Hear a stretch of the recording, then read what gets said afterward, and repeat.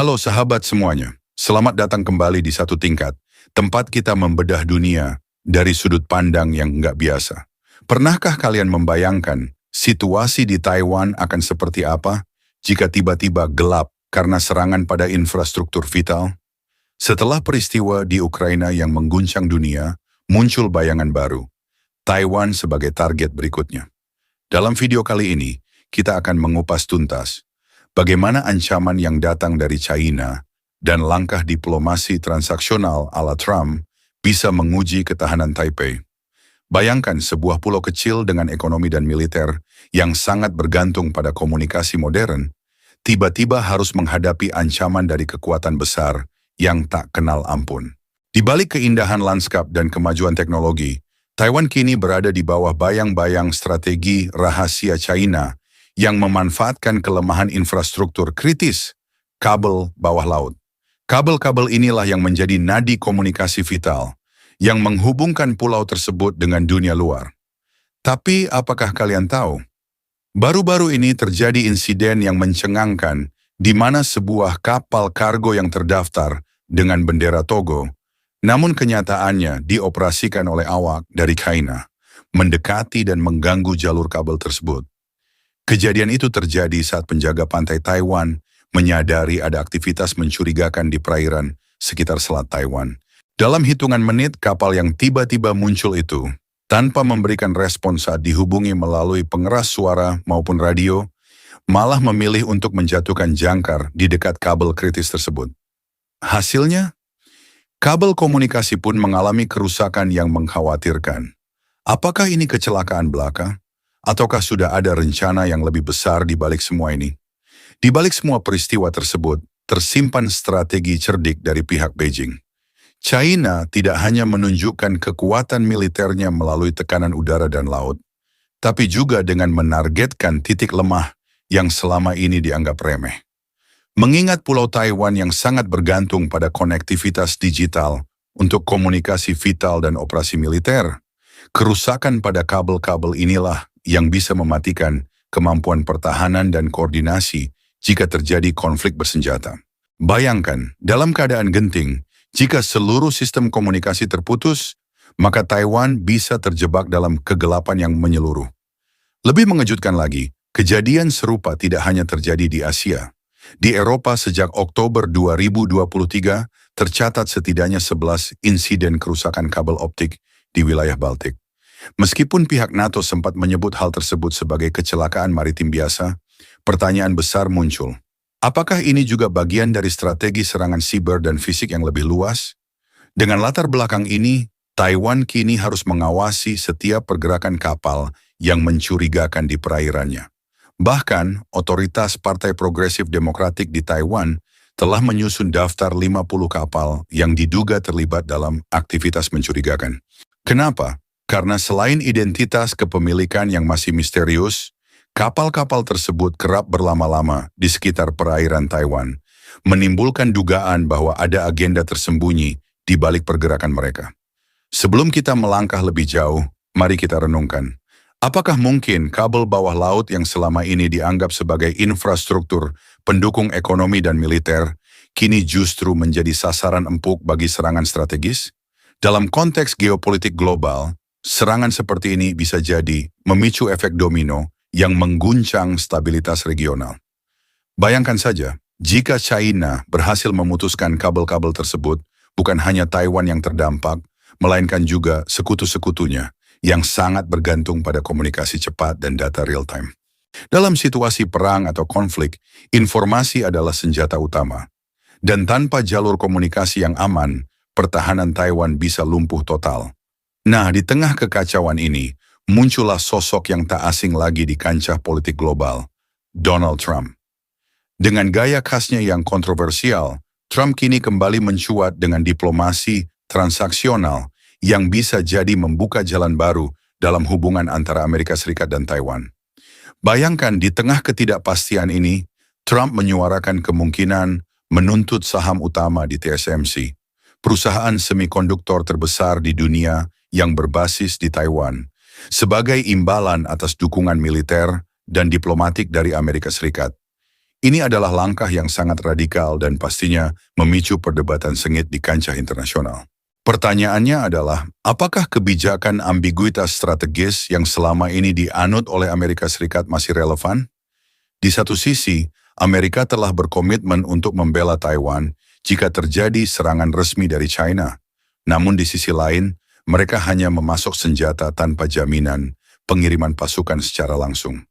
Dengan kembalinya Trump ke pusat perhatian, muncul spekulasi bahwa pendekatan transaksional ini bisa berubah menjadi sesuatu yang lebih konkret. Apakah Trump akan menolak konvensi lama dan justru memaksa Taiwan untuk membayar dengan konsesi ekonomi? Ataukah ini hanya retorika politik yang bertujuan mengadu argumen dengan kekuatan China di mata dunia? Kita pun harus bertanya-tanya, apa yang sebenarnya ada di balik semua spekulasi ini? Di satu sisi, terdapat kekuatan militer China yang semakin agresif dengan cara-cara non-konvensional, seperti menargetkan infrastruktur kritis yang tak terduga. Di sisi lain, ada dinamika politik global yang berubah drastis, di mana aliansi tradisional mulai dipertanyakan. Saat Ukraina harus menghadapi invasi yang menghancurkan, Taiwan kini berada dalam posisi yang sama-sama genting. Namun, berbeda dengan Ukraina yang mendapatkan simpati dan dukungan luas, Taiwan harus berjuang dengan ancaman dari dalam dan luar, dari serangan fisik di perairan hingga diplomasi yang dimainkan oleh kekuatan besar. Dalam konteks ini, kita melihat bagaimana strategi China yang cerdik dan pendekatan transaksional Trump membentuk peta politik global yang semakin kompleks. Setiap gerakan di perairan Taiwan, setiap kerusakan pada kabel bawah laut, adalah bagian dari permainan besar yang melibatkan kepentingan ekonomi, militer, dan diplomatik. Mungkin bagi sebagian orang, ini hanyalah episode kecelakaan maritim biasa. Namun bagi para ahli dan pengamat politik, ini adalah tanda-tanda pergeseran besar yang bisa mengubah tatanan dunia dalam beberapa tahun ke depan. Kita juga harus ingat bahwa meski insiden seperti kerusakan kabel bawah laut terjadi lebih dari 100 kali setiap tahun di seluruh dunia, konteks dan lokasi kejadian inilah yang membuat situasi di Taiwan berbeda. Di kawasan yang sangat strategis ini, setiap kerusakan bukan hanya soal teknis semata, melainkan juga soal kontrol informasi dan pertahanan nasional. Jika komunikasi terputus, maka respons militer dan manuver strategis pun akan tertunda. Ini bisa berarti perbedaan antara kemenangan dan kekalahan dalam situasi konflik yang semakin tidak terduga. Sementara itu, di balik layar, kekuatan diplomatik mulai memainkan peran yang tak kalah penting. Diplomasi transaksional yang diusung oleh Trump bukan hanya soal senjata atau dukungan militer, tetapi juga soal pertukaran ekonomi dan politik. Spekulasi tentang permintaan saham utama di TSMC hanyalah salah satu contoh dari bagaimana tekanan ekonomi dapat digunakan sebagai senjata politik. Bayangkan, sebuah negara besar seperti Amerika Serikat bisa saja menuntut konsesi dari Taiwan sebagai imbalan atas jaminan keamanan. Ini tentunya membuka ruang bagi pertanyaan. Sejauh mana negara-negara besar akan mengorbankan prinsip-prinsip kedaulatan demi keuntungan strategis?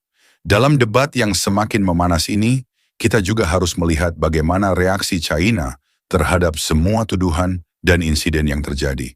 Seperti yang sering kali terjadi, pihak Beijing cenderung mengabaikan klaim-klaim yang dilontarkan oleh Taiwan dan sebaliknya menyebutnya sebagai kecelakaan maritim biasa. Namun data menunjukkan bahwa ada pola tertentu yang tidak bisa diabaikan begitu saja. Misalnya, kapal kargo yang baru-baru ini ditangkap dengan 8 awak yang semuanya berasal dari China merupakan indikasi bahwa ada agenda tersembunyi di balik setiap insiden. Apakah ini sekadar kebetulan atau sudah ada strategi jangka panjang yang dirancang untuk melemahkan ketahanan Taiwan? Mari kita lihat lebih dekat bagaimana hal ini berkaitan dengan pelajaran dari konflik di Ukraina. Di sana, kerusakan infrastruktur dan gangguan komunikasi terbukti memiliki dampak besar terhadap kemampuan pertahanan dan koordinasi militer. Taiwan, yang memiliki letak strategis di tengah Samudra Asia, harus siap menghadapi skenario serupa. Jika kabel bawah laut terputus, dampaknya tidak hanya dirasakan di sektor ekonomi, tetapi juga pada keamanan nasional. Dalam situasi perang, informasi adalah kunci, dan tanpa komunikasi yang lancar, kemampuan untuk merespons serangan akan sangat terhambat. Sementara itu, spekulasi tentang kebijakan baru dari Amerika Serikat semakin memanas. Dengan munculnya sosok Trump yang dikenal dengan pendekatan yang blak-blakan dan kontroversial, ada anggapan bahwa Amerika mungkin akan mengubah strategi luar negerinya. Kebijakan ambiguitas strategis yang selama ini membuat China ragu untuk menyerang secara langsung bisa jadi akan mengalami pergeseran drastis. Trump, dengan gaya khasnya yang suka memberi label harga pada segala sesuatu, bisa jadi akan membuka jalan bagi pendekatan yang lebih transaksional. Misalnya, melalui permintaan konsesi ekonomi dari Taiwan sebagai imbalan atas dukungan militer dan diplomatik.